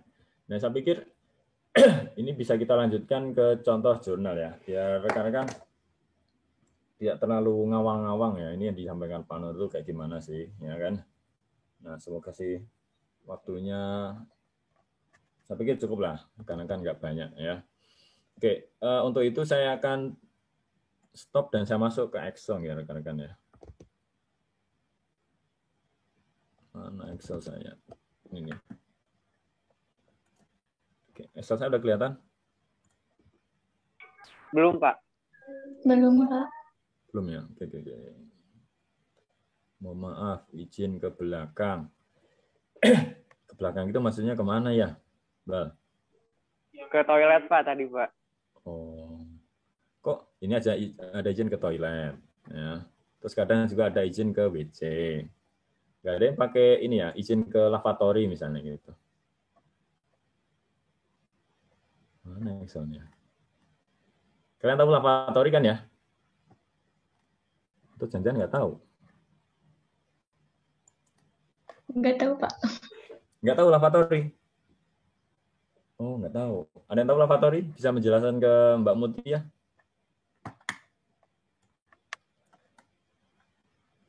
Halo? Sambil saya ini nih mempersiapkan Excel-nya. Ada tahu lavatory? Iqbal, tahu lavatory? Lavatory, Pak. Baru dengar, Pak. Lavatory. Sure. Benar. Sorry, saya udah kelihatan Excel-nya ya? Sudah, Pak. Sudah terlihat, Pak. Lavatory nggak tahu? Oh, WC, Pak. Oh, WC ya, Pak? Oh, kloset siram. Ya, Gitu, tapi Pak. sih ini biasa dipakai itu apa? WC kalau di pesawat ya. Pesawat ya. Gitu. Kalau orang Inggris pakainya sering menggunakan lavatory. Jadi lavatory itu kayak bahasa halusnya toilet ya. Gitu. Jadi kalau kita menggunakan toilet untuk atau WC untuk toilet di mana? Di kampus misalnya ya. Tapi kalau di pesawat namanya lavatory. Oke, intermezzo aja. Nah, sekarang masuk sini ya, masuk contoh-contoh jurnal ya. Dari jurnal apa ya, rekan-rekan nanya ya. Nah, gini dulu deh, ya. Ini contohnya gini, misalnya, nah, sebelum masuk ke situ, setiap jurnal, selalu ingat ya, akan ada jurnal case dan jurnal apa? Wow, Pak. Wow. Oke, jangan sampai ingat ya. Oke, yang pertama itu dimulai dari apa ya? Oh gini nih, yang pertama adalah gini nomor 1. Misalnya gini, misalnya tadi, misalnya suatu satker memiliki barang persediaan entah dari rampasan atau entah dari sitaan gitu ya. Katakanlah yang lupa dicatat di tahun kemarin. Jadi sebenarnya persediaan sudah dimiliki tahun kemarin. Ya, tidak tercatat gitu dan baru ditemukan di tahun ini. Di awal tahun katakanlah misalnya ya. Maka di awal tahun kita harus melakukan jurnal penyesuaian rekan-rekan. Jadi misalnya gini, saldo awal persediaan yang belum tercatat. Saya katakan kenapa belum tercatat rekan-rekan, karena kalau misalnya persediaan itu kita peroleh menggunakan jalur pembelian, maka idealnya sudah tercatat, ya kan ya, sudah tercatat. Tapi kalau menggunakan cara lain, boleh jadi ada yang kelewatan, gitu. Makanya kalau misalnya kasusnya adalah belum tercatat, misalnya kelewatan, maka ada 2 jurnal sini, jurnal kas sama jurnal accrual. Kira-kira jurnal kas ada nggak?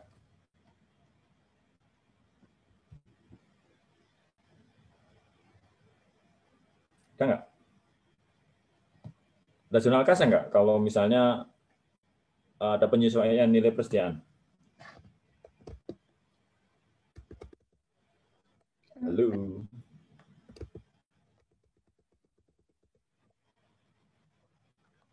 Halo, kok suaranya nggak ada?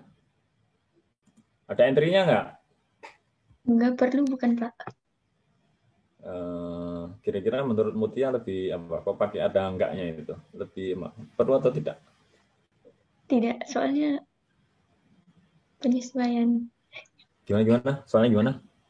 Soalnya apa ya? Kalau kas itu kan yang berkaitan dengan masuk ke RKUN atau enggak gitu Pak. Jadi mungkin kalau untuk ini enggak perlu. Oh, oke, good. Ya betul. Ya alasannya betul. Dan nggak usah ragu-ragu, gitu ya. Jadi ini no entry nih, ya kasusnya ini no entry. Kita tulis dulu ya. No entry, ya. Nah baru kita masuk sini accrual, ya. Karena harus catat nih. Maka kalau misalnya ini ada yang belum tercatat, berarti kan harusnya persediaan itu nilainya lebih tinggi ya. Berarti persediaan akan kita taruh di debit, gitu ya rekan-rekan ya. Di debit. Terus biasanya kita gunakan ini kalau di awal tahun ya. Untuk persediaan yang sudah kita peroleh tapi belum kita catat. Koreksi nilai persediaan.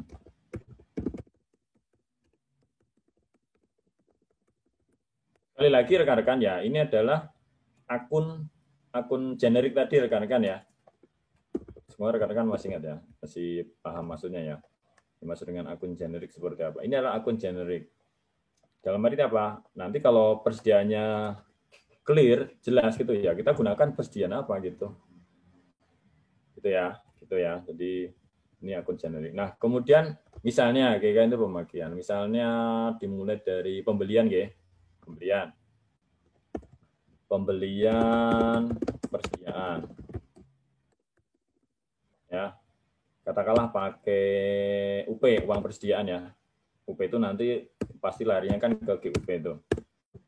UP itu pakai uang cash gitu. Ya.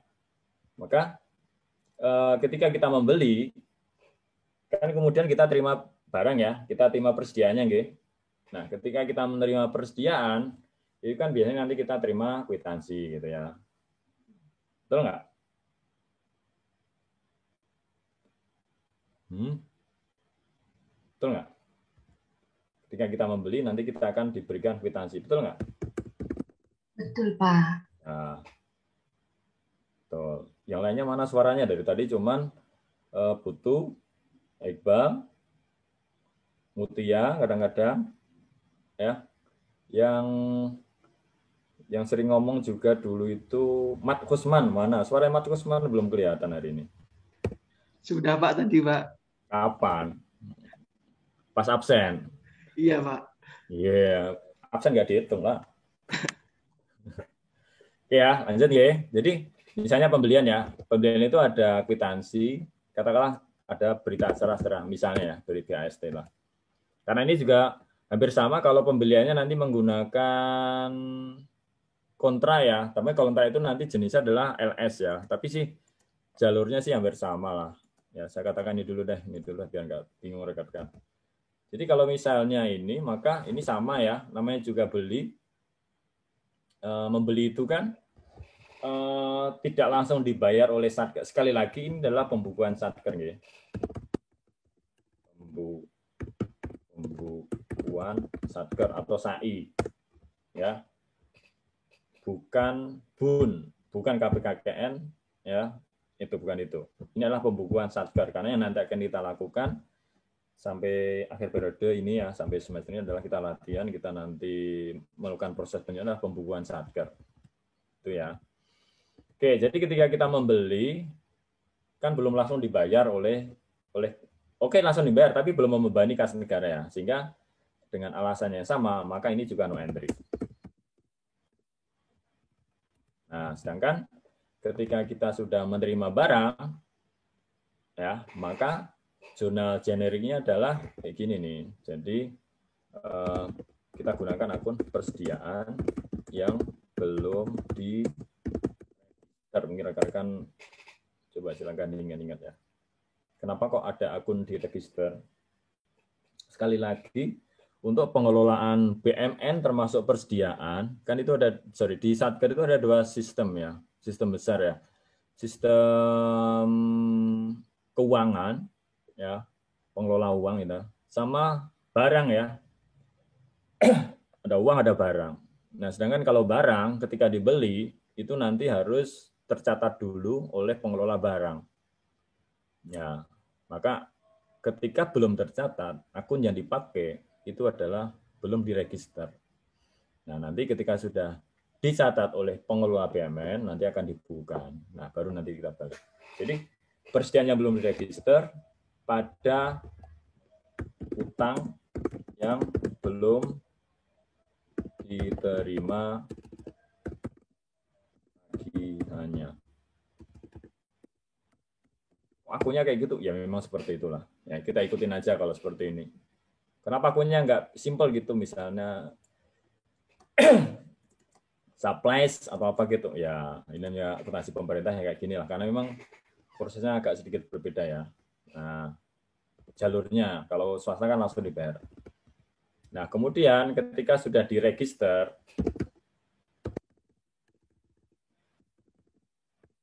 ya, ini sekali lagi sama, ini no entry juga nih. Maka yang akun ini harus dibalik ya rekan-rekan ya, dengan cara ditaruh di kredit gitu ya. Baru nanti di sini di debit kita munculkan apa rekan-rekan? Kira-kira apa? Kita munculkan persediaan. Apa nanti persediaan? Ini kan akun generik sekali lagi ya. Nah, tapi supaya simpelnya seperti ini. Jadi persediaan sama persediaan yang belum diregister. Gitu. Terus kemudian kwitansi itu nanti harus dibayar oleh negara ya. Mungkin kalau UP itu dibayar dulu ya, dibayar. Tapi nanti uang pembayaran itu nanti harus kita pertanggungjawabkan. Makanya kemudian disusun apa? Yang pertama, kita membuat apa rekan-rekan? Dokumen apa rekan-rekan? Apa rekan-rekan? Ayo, Mat. Mana Mat Kusman? Iya, Pak. Ya, ngelamun ya. Ada suara kambing itu. Lagi di kebun kamu? Lagi di rumah, Pak, tapi dekat kandang, makanya saya off mic. Oh, keren. Ya. Back to nature gitu ya, Mat ya. Oke. Tahu, Mat, kira-kira ketika kita nanti akan mempertanggungjawabkan pembayaran itu, kita buat dokumen apa namanya pertama kali? Surat perintah membayar, Pak. Surat pembayaran SPP. Ya, SPP. SPP ini juga belum ada nggih. Belum ada nih untuk cash. Sorry. Ini biar kelihatan ya. Biar kelihatan view-nya saya freeze. Oke. Nah, jurnal accrual-nya apa? Ya, berarti ini nih utang yang belum diterima tagihan kita balik. Ya.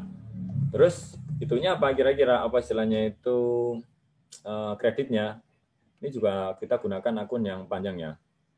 Jadi akunnya itu biar kita gunakan akun ini rekan-rekan. Belanja barang yang harus dibayar. Nanti kalau salah-salah dikit nanti saya koreksi ya. Tapi kurang lebih akunnya kayak gitulah. Belanja barang yang harus istilahnya itu dibayar atau yang masih harus dibayar. Yang harus dibayar atau yang masih dah. Yang masih. Nah. Oke. Dari SPP kemudian SPM. Kalau SPM ini no jurnal ya. Ini enggak ada. Ini juga nggak ada, SPM nggak ada ya. Sekali lagi tolong diingat SPM tidak di jurnal. Jadi nanti kalau di soal keluar ada soal yang ada kaitan dengan SPM, itu nanti kita akan tidak jurnal. Baru lanjut dibawa ke KPPN setuju, maka akan terbit apa namanya? Apa namanya? Yuk.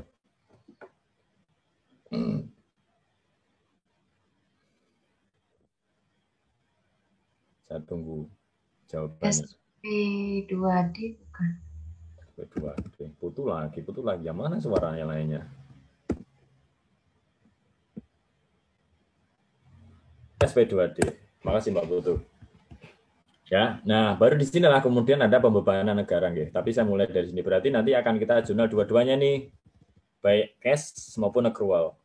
Nah sekarang accrual dulu, ya. Berarti pertama apa? Kita membalik ini ya. Membalik belanja yang masih harus dibayar, kita akan balik sini. Terus dimunculkan akun ekuitas transitori ya, akun ekuitas sementara ya. Semoga masih ingat akunnya adalah ditagihkan ke entitas lain. Ini akun sementara, ekuitas sementara. Ini LO-nya. Nah, kemudian LRA-nya ya kita gunakan. Sebenarnya bersama ya, belanja barang ya, tapi biasanya lebih detailnya adalah lebih spesifik adalah belanja barang persediaan. Itu. Terus kreditnya apa? Sama. Ditagihkan ke entitas lain. Saya geser dulu. Oh, ini silin. Nah, gitu biar kelihatan.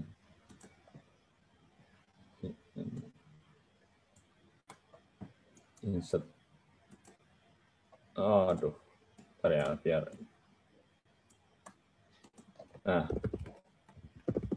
Nah, kayak gitu tuh.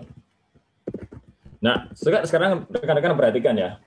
Proses penjurnalan untuk LO ya, untuk accrual, coba kita lihat. Sebetulnya nanti jurnal itu jadi apa sih? Coba kita lihat ya. Coba yang rekan-rekan yang mengikuti proses pencatatannya dari sini nih. Ya, dari sini ya. Persediaan belum diregister, saya kasih merah. Ini nanti, aduh, semoga nggak error nih. Ini saya kasih merah aja, not responding ya. Sabar ya rekan-rekan ya. Nah, ini nanti akan tereliminasi di sini. Berarti hilang ya. Jadi tidak akan ada akun ini ya, kecuali error ya. Kemudian utang yang belum ditagihkan, saya kasih gambar, nggak kelihatan di kalian ya, hijau. Itu nanti akan tereliminasi di sini. Belanja barang yang dibayar, ini nanti akan tereliminasi di sini. Jadi sebetulnya nanti dari rangkaian ini, rangkaian proses ini, nanti yang akan muncul itu kan akunnya apa? Ini nih, persediaan pada ditagihkan ke entitas lain. Nah, itu ya. Sedangkan di jurnal case-nya, di LRA-nya, ya, itu nanti akan muncul ini nih, belanja barang persediaan pada ditagihkan ke entitas lain. Gitu. Jadi rangkaian ini sebetulnya kan rangkaian proses mengeliminasi sebetulnya ya. Kayak gitu ya. Kenapa seperti ini? Ya karena sistem penganggaran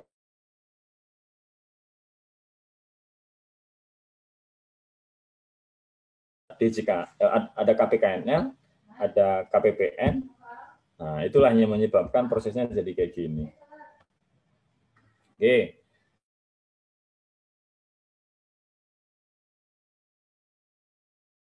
Pembeliannya pakai kontrak ya, pakai kontrak atau LS. Kalau kontrak biasanya pakai LS ya langsung ya. SPP ini kan sebenarnya ini SPP GUP nih. Ini menjadi SPP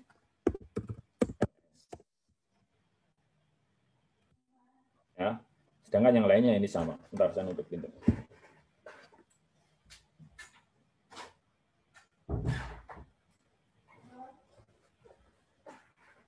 Ya. Baik, nah lanjut ya, lanjut. Setelah dipakai apa? Setelah dipakai kemudian ya apa ya?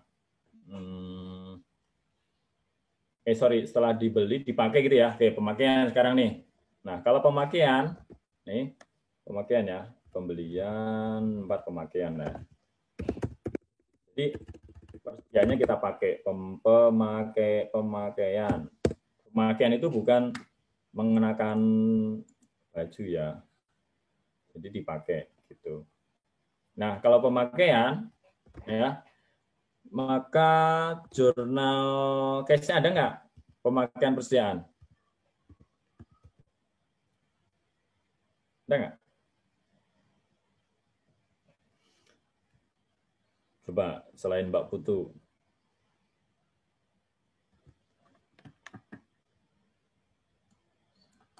Devi, ya ada nama Devi nggak di sini? Saya sebut namanya salah. Sopo yo. Sri. Ada namanya Sri sini.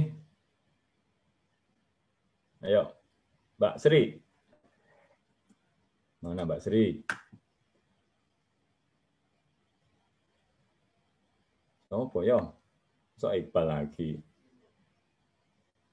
Aldi. Kira-kira di jurnal case-nya ada nggak, Di? Ada entry-nya nggak? Pemakaian persediaan. Nggak ada, Pak. Apa nggak ada?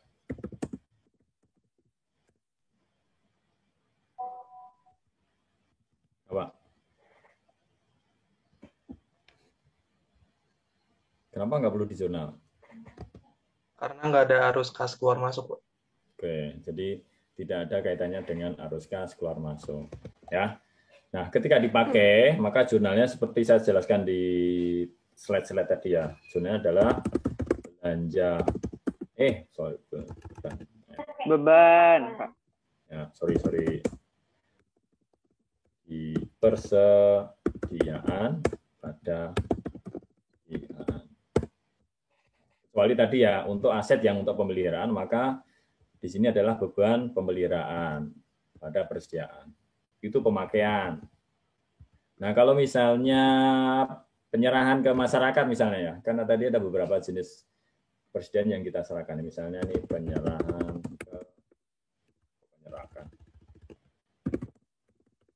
masyarakat. Ini dengan alasan sama nih no entry juga nih. Ya di sini ya tadi ya, kalau diserahkan maka akunnya bukan beban persediaan, nggih.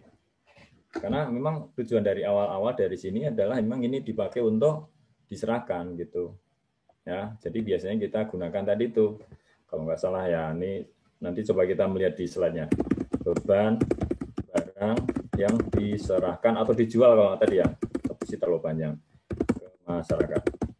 Kalau di aplikasi mah tinggal dipilih aja akunnya ya, tapi kurang lebih akunnya seperti ini. Beban barang yang diserahkan kepada masyarakat. Otomatis sebetulnya jenis persediaannya kan berarti persediaan gini aja ya, persediaan barang yang diserahkan ke masyarakat. Harusnya kan kayak gitu rekan-rekan. Ya, jadi menyesuaikan gitu. Bukan hanya persediaan aja gitu, tapi bahwa itu mengambilnya dari sini. Kalau donasi misalnya nih, ini bukan bukan ke masyarakat, tapi sifatnya donasi nih. Donasi. Ini juga no entry ya, sama nih, no aja. Maka di sini yang lazim kita pakai ini juga bukan beban barang yang diserahkan ke masyarakat. Kalau itu kadang beda ya antara donasi sama diserahkan ya. Kalau misalnya tadi misalnya Kementerian Kehutanan atau Dinas Pertanian menyerahkan bibit-bibit ke petani, itu kan bukan donasi sebetulnya ya. Tapi kalau donasi memang untuk sosial, maka biasanya beban yang kita pakai, kita munculkan adalah sosial sini, beban bantuan sosial.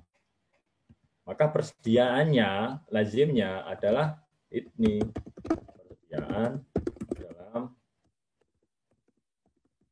rangka bansos.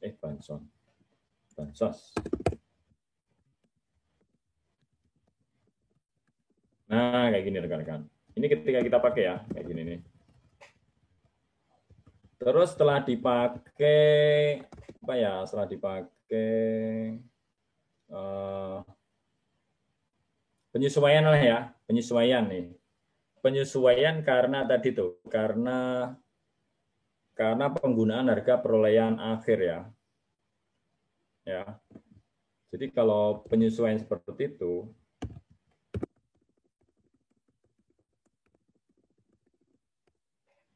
ya, maka jurnal yang kita pakai ketika kita melakukan proses penyesuaian ya berarti nanti ada proses penyesuaian ya rekan-rekan ya. Nah, tinggal penyesuaian itu kan berarti ada penyesuaian yang istilahnya apa ya? Yang lebih gitu ya. Lebih ada penyesuaian yang nanti mengurangi persediaan gitu ya rekan-rekan ya. Sehingga nanti akan ada dua kemungkinan ya. Kalau sifatnya itu penambahan, ini kita tulis di sini aja. Sini aja deh. Kalau sifatnya penambahan, maka penyesuaiannya itu jurnalnya adalah kayak gini nih. Kadang kayak gini sih, kadang penyesuaian nilai persediaan.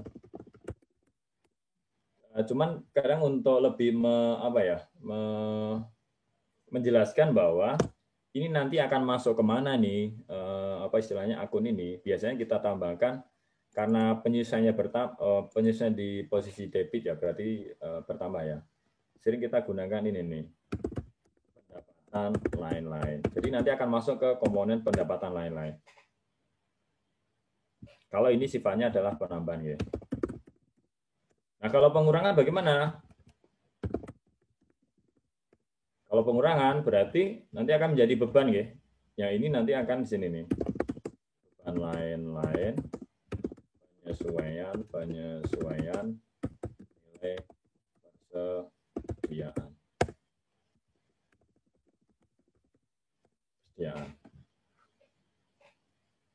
Gitu. Nah, ini beberapa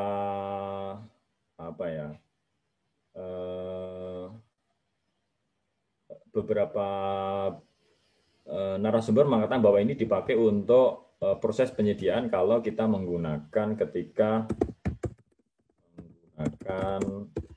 menggunakan metode tadi itu nilai pembelian terakhir atau harga pembelian terakhir.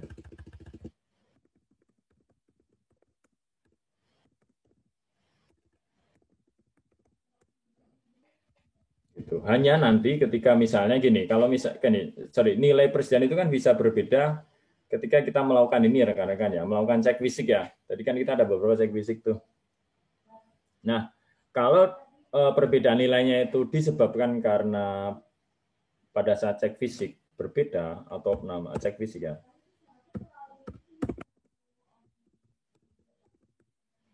Kalau bukan ini ya, cek fisik kayak gitu. Maka tapi ini nanti kalau misalnya ini terbaru bukan Pak, ini dulu kita pakai ini ya. Kalau nanti ternyata ini berbeda nanti coba kita koreksi nanti pada saat kita ketemu lagi di jurnal ya. Jadi kalau pada saat non fisik ini ternyata berbeda, maka kalau perbedaannya itu mengurangi berarti antara catatan pembukuan dengan real itu berbeda, berarti kan harus disesuaikan dengan fisiknya ya. Fisiknya itu berapa gitu. Maka yang seperti itu berarti persediaan nanti akan kita taruh di debit ya. Kredit. Sedangkan sebagai akun lawannya adalah beban persediaan. Begitu juga sebaliknya. Kalau ternyata hasil cek fisik ternyata persediaannya itu lebih, maka nanti kita akan mengurangi beban persediaan di tahun itu. Itu dari cek fisik. Jadi perbedaannya seperti itu. Ya, cuman nanti ini perlu saya pastikan kembali ya nanti ya. Ya, apakah ini akan masih dipakai lagi atau cukup sebetulnya ini gitu. Cukup ini saja ketika ada perbedaan nilai apa saja itu ya, karena apa saja, apakah cukup yang di atas atau kita pisahkan. Nanti kita coba lihat lagi pada saat kita praktek. Oke, nah setelah perbedaan apalagi nih? Misalnya tadi ada apa ya? Usang gitu ya. Oh, sorry, transfer deh, transfer. Tadi ada transfer nih, ya. Ada transfer antar entitas terkonsolidasi ya, transfer terkonsolidasi. Ya. Ini kalau nggak ada pembukaan berarti nggak ada nih. Kalau misalnya transfer masuk, maka jurnalnya adalah misalnya suatu instansi menerimanya. Berarti persediaan pada transfer masuk. Kalau dia memberikan ke yang lain, maka transfer keluar pada persediaan. Ya, asumsi ini tadi lagi nih. Antar instansi yang terkonsolidasi ini. Ya, jadi kayak memberikan aja, mengalih fungsikan biasanya nih ya, mengalih fungsikan dari satu satker ke satker lain. Itu yang disebut sebagai transfer. Terus apalagi kalau misalnya usang ya, tadi kan ada case usang juga ya. Kalau misalnya ada persediaan rusak atau usang gimana? Usang atau rusak. Nah, persediaan usang atau rusaknya itu nanti kan pasti akan menjadi beban ya. Kan? Pasti akan menjadi beban. Oleh karena itu biasanya kita akan gunakan gambarnya kayak gini, beban kerugian barang rusak atau usang.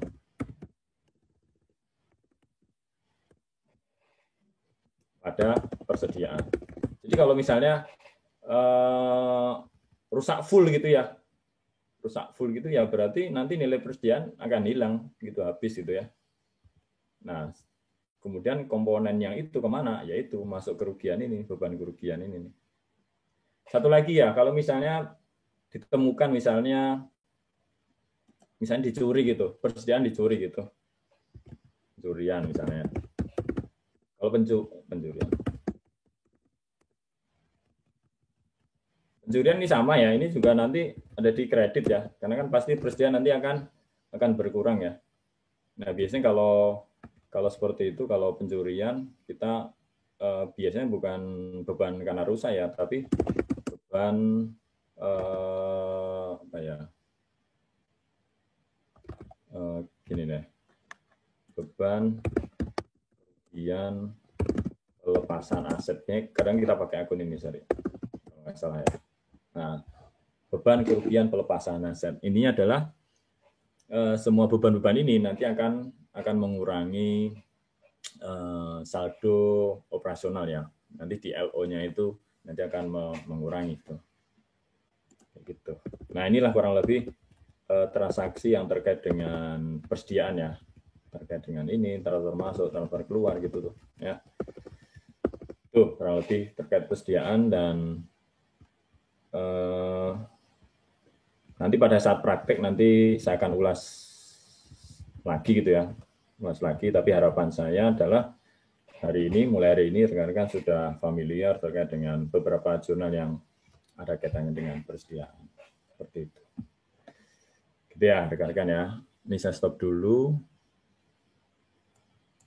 Kita sampai jam berapa, Bang?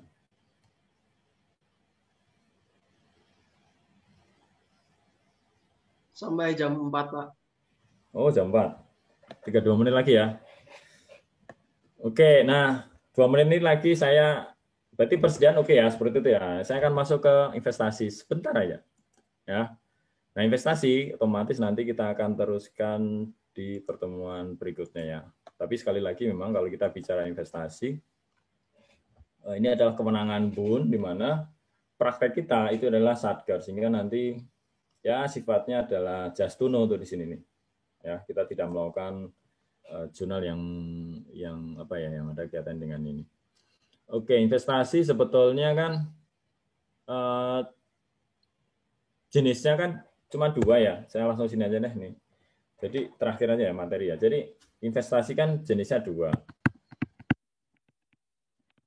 Ya, ada investasi jangka pendek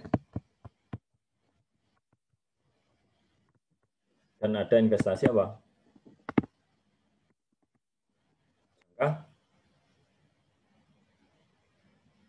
Ayo. Ngantuk kali ya. Nih. Terus kemudian investasi jangka panjang ini dibagi 2. Apa dan apa? Pertanyaan saya terakhir. Permanen, non permanen. Permanen, pintar. Dan non permanen. Permanen itu berarti kalau kita miliki dan akan selalu kita miliki ya, nggak ada niat untuk dijual kembali atau jatuh tempo.